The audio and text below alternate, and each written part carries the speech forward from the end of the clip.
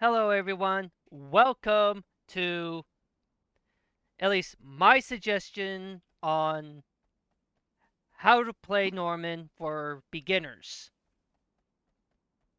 Basically, these little guides are literally just going to be more of suggestions than anything. So please don't take my word as if it was like meta or something. And here to assist me is my best friend Red. So Don't mind me as I run into you. It's fine. yeah. So Red will definitely assist me in explaining some tips and tricks. Not Yeah, all. there's some characters I'm not really that good with, so I'm gonna be real honest. Yeah, I think I'll leave the characters you know best to you. Now, obviously, new players are obviously going to be starting directly on Norman, as the tutorial kind of puts it. And yeah, each character has their own quote unquote default loadout. It's not always their best loadout, but different guns for different runs. So now for starters, like a quick tip. All guns have recoil. Like watch my assault rifle as I just hold down the auto fire. Cover me. Yeah, I'm see that? reloading. I went up and a bit to the left. But sometimes like you have to fight the recoil if you're gonna go full on bursting your freaking shots. You know, like you saw my shot went straight up to the left. So what I wanna do as if I wanna go full on auto fire is I wanna go gently down to the right as I fire. So watch how my shots are a lot closer this time as I fight the recoil. Reloading. See that?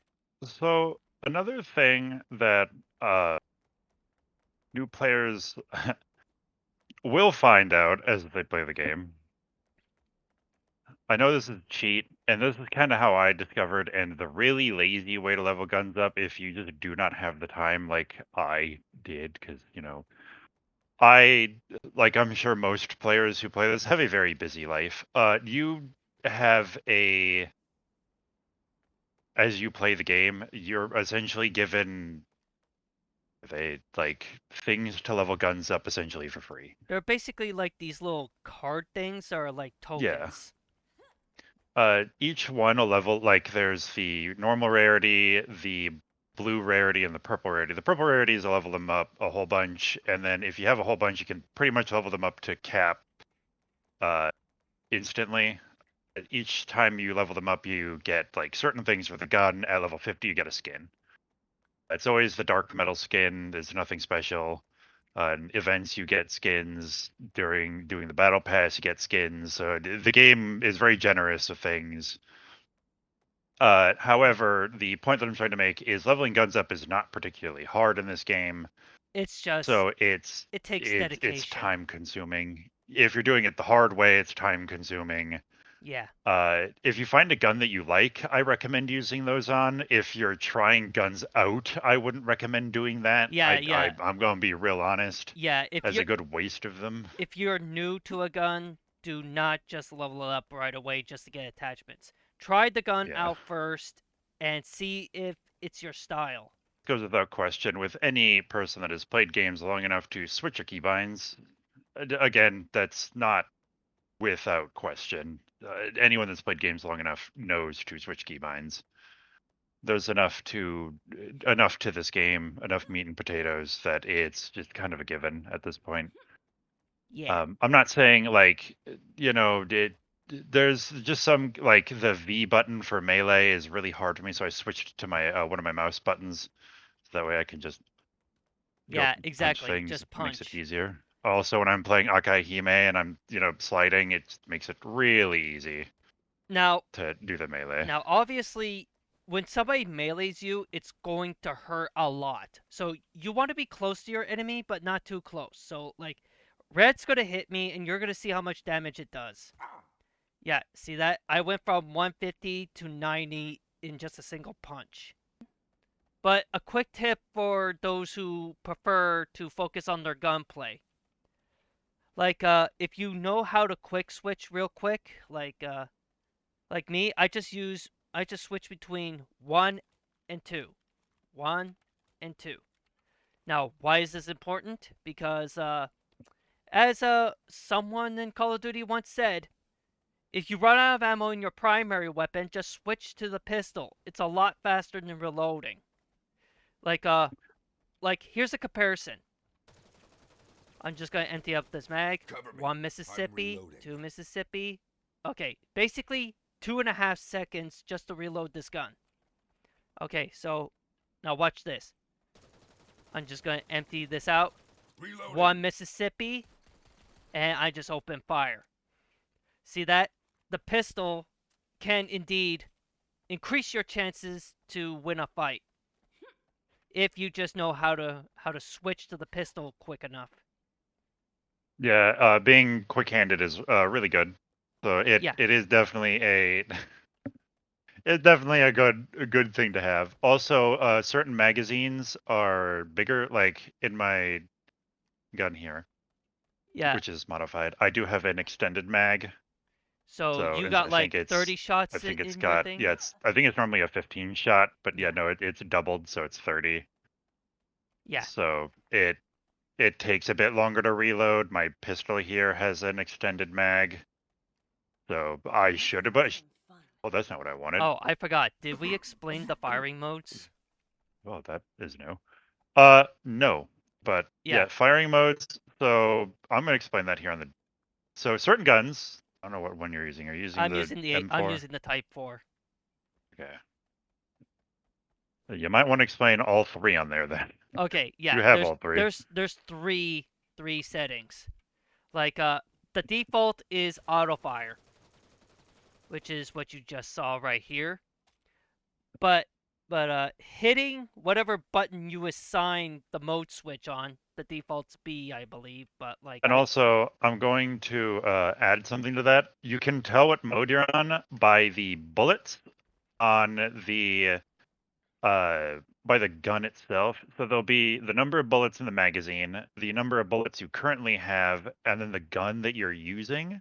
The bullets above, like the number of bullets that are highlighted above your current in the like on I don't fucking know what you'd call it in like reserve. the reserve. Uh, your reserve. Those ones are what it currently is. If they're all highlighted, or if most are highlighted, that would be like burst fire. So like for the G17, which is the Glock, that is burst fire. If it's one bullet, it is single fire. Whereas if it's all bullets, it is auto fire. If it is one bullet, it is burst. It is single fire. Pretty self-explanatory. So one So bullet is semi-automatic. This is my trigger finger that you're seeing right now. Cover me. As you I'm can how see, reloading. pull the trigger? I kept my I basically kept the shots closer, but sometimes that's not reliable enough because sometimes your finger might cramp up, so you might have to switch modes. So if enemies get much closer, what you want to do is just switch to 3 bullets, which is burst fire. Reloading. As you can see, I didn't have to stress my finger as much, but my shots spread a little more up and to the left because Some gun some guns are just some guns are good with burst fire, but not all. also I think a gun that just is burst fire. It's an AR that just is straight up burst fire right out the gate. And And then the one I'm using is a marksman rifle. yeah, So on or its own, it's that it's it's just but it It is absolutely horrible. It is really good hip firing. That is about all you're going to get out of it. If you're scoped, I would absolutely recommend having you switch it to because its scope is it's a marksman rifle. It is Yeah, essentially a sniper that you can as fast as you can pull that trigger is as fast as you're going to shoot. but be So careful. it Not all DMRs or marksman rifles are made the same. no Like some the one have I much stronger kicks. yes the one that I'm using has a slightly less. I think this is the one with the less kick. There is another one that Marquez can use that has a bit more of a kick to it. This one I just like more because of the fucking skin. I'm gonna be totally honest. I'm a sucker for skins. I'm gonna be real. So let's be honest here. Sucker for shiny things. I'm not even gonna be fucking. What am I? A bird? Yes. Not even gonna be honest. Not even gonna lie about it. And So obviously, 5 bullets means it's straight back on auto fire. yep. So Cover me. just I'm hold reloading. down the left click to just spray and pray, basically. Now, if you are basically out of ammo in your reserves and your clip is low, these are these are ammo ammunition supply stations or stockpiles, whatever you Reloading. want to call them. These are where you could get your ammunition if you run out and there's no bullets on the ground to collect. Oh, pinging. That's something. Okay, so uh, I have mine set to the G key because another game I play, that's what it was. So I can ping people with the G key. Normally, I ping people when I am sniping or other things when I Yeah, decide to be bold enough to snipe, which I'm really bad at, so yeah. don't ask me. Normally, you have to middle mouse button press Yeah. to tag It, things. But uh, I Ready set to my tag hunt. button to T. Heads So up. We so got company. yeah, even running around normally, it's good to tag enemies because especially if you know you have a sniper on your team that is actually a sniper and not just a bot, it's always good to tag things because then they know he's there. And it is quite simply really good. I mean, he has an ability that allows him to tag literally anything that is within a specific range, but having you be able to tag things further out is always nice for him. So just remember, tag things as you see them. I forget to, so don't worry if you forget. But you also tag things when you get downed too, because it's just a good habit to get into. Like if just down me real quick. Like if I get downed, I'm gonna tag commander there, and then I'm gonna hold now right click to to be, get back into the game quick. yeah, quick because why is that there? Because like sometimes a medic or a teammate may be nowhere around you, and you're probably like in the middle of a zerg. So it's highly recommended to just release. Yep. But And if there's you no reason to just wait for somebody yeah, to come and up you because at that point you're just wasting time. exactly. Especially if it's in like a critical moment and you are needed more than anything. So I've been there.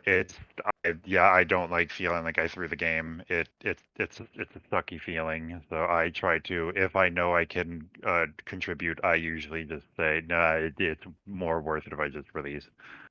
So I usually do that. I'll usually hold myself. Oh, not what I want. I'll usually hold myself for a moment because you do get a shorter release time or a wait time if you do hold for a moment. Because I believe it's 5 seconds if you don't, and then like a second if you hold it for a little bit. So Yeah. it's you just gotta play a little smart.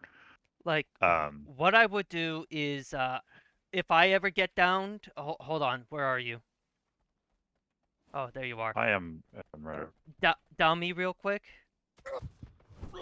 Okay, so what I would do Medic. is I would hold I the need a left medic. mouse button to hold as long as I can. and I look around. If I see no medic Medic! or a need teammate a that medic. is capable of saving me, then I would just let go. Simple as that. If you're somebody that skips the tutorial, by holding Yeah, by pressing space and like forward, myself. like you climb over certain obstacles. Not all though. You can. This is on automatically. I can't remember what the hell it's called, but it is a thing that is on automatically. So like, I normally turn it off, but I guess it turned itself back on because the game's a dick. Uh, Back to your team, soldier. but yeah, normally if you double tap space when jumping, you'll just automatically scale it.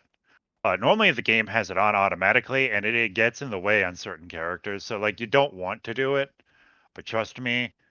uh Mounting, it's called mounting because mounting sucks ass. You don't want to do it sometimes, like especially with like the snap. When you're trying to wall jump, it A familiar gets yet in the way. strange feeling, but I can't remember anything. You just kind of want to, jump on the wall and be cool and do parkour, and you can't because the game decides to say nope, you're climbing that instead. So you're like, okay, neat. If you see on the minimap, you could see that there's this outline of around the map. That's basically the Oh, combat zone. So if you go I run out. outside, you only got 10 seconds to get back in, and if you don't get back It in also time, depends on where you are, because like if we were in Conquest, it's 5 seconds. yeah, that's If you true. go into the enemy area, you have 5 seconds to get back. If you do not get back within there, you just die, Yeah, and it's like a no 10-second revive. wait. Yeah, and Yep, it's a 10-second wait. because at It's that a point, penalty for it is trying it to is abandon the fight. well, I believe it's their way of penalizing spawn campers, Yes, yes, yes. because that is We don't want spawn yeah. campers. So as I'm sure you can see up over there, the big eagle. This is Impel Sandbar. This is where the eagles would spawn, and down on the other side of the map is where the bears would spawn. I can't remember what the fucking names are, so I apologize in advance. But Like where I am right now is either if you're like on Conquest, this is where the Eagle faction would spawn. As you could see, this is not the only way out. There's also this way down over there, and there's that way. Hold on, I'm just gonna go past the boxes. There's that way over there. So you're technically not always trapped. You're just always going to get killed over and over again if you keep making predictable movements. yep. So with that's why when I realize that, they're guarding 2 points, but I realize that, hey, this spot over here isn't guarded. They do know what character I am currently playing, so they're going to be looking for me. I will switch to another character and be like, they're not expecting this, and I'll go play that instead. Yeah, there It is does help. advantages to switching characters. Yep. So I wouldn't say I'm necessarily known for making really bold plays, but I do tend to make them a lot. So it is both a really bad habit and a really good habit. I have actively taken points and turned the game around, and it's also blown up in my face an equal amount of times. So it does not matter uh, whether or not it works. It's just kind of a 50-50 shot in who you're up against, realistically. Exactly. Another thing to be aware as well is if y- if you are like sprinting or tactical sprinting, you need to have you gotta have well trained eyes to watch out for possible ambushes. For example, where red is hiding currently, if I was going slow, I would notice red right away and open fire. But like if I was tactical sprinting and I wasn't focused, then I just went straight into red's line of sight before I even took notice. And then the moment I stopped hold on. Like the moment I stopped sprinting and just try to take aim, red's already open firing on me, and it's likely I'm the one to die. Yep, that's why when and I'm gonna be completely honest, I don't really play hero shooters. I don't really play competitive shooters very often. That's why when I play even Wild Assault, I'm admittedly kind of casual with it. Yeah, we're pretty Um, casual with this game. Like, we don't really take it I serious. I mean, like, I take it serious enough to, understand what to do and what not to do, but I Yeah. do play it and enjoy the game. So I want to see the community get better and grow. However, I do also believe that, I mean, with any game, there's the stinkers. So just enjoy the game mostly. If you are, my firm belief is it's a game at the end of the day. You should enjoy it. It is a game. If this is your kind of game, by all means. But the point that I'm trying to make is from other games I play that are shooters, I listen. Not only, I mean, sometimes I don't pay attention, but like I'm not only looking, but I'm also listening because the game gives audio clues. Yeah. So, for example, when Norman alts, he has a few voice lines. He says, I'm gonna tear you apart. and that'll tell me if a Norman alted near me, and that means I either A, have to fucking run, or B, look out for an alted Norman, because if that's the case, I'm gonna die. As So that means, unless you're very good at dodging frickin' Norman's flying pounces, then like and if the ult runs out, then you probably have a chance. yeah, it's the same thing with Akahime. All characters have a voice line when they alt, so you will alt, except for, Okay. that's not what I wanted. Uh, Don't worry, you basically gave an example of voice lines to yeah. watch out for. Mhm. So like, For like Marquez will say something when she drops a landmine. She says something when she shoots toxic gas. She does something when she shoots her alt. Like all characters have voice lines when they say something or when they do something. It is the nature of the game. That's why turning the voices off just doesn't make any sense to it me makes because no sense. you will know immediately when something is done because you were just on the voice lines alone.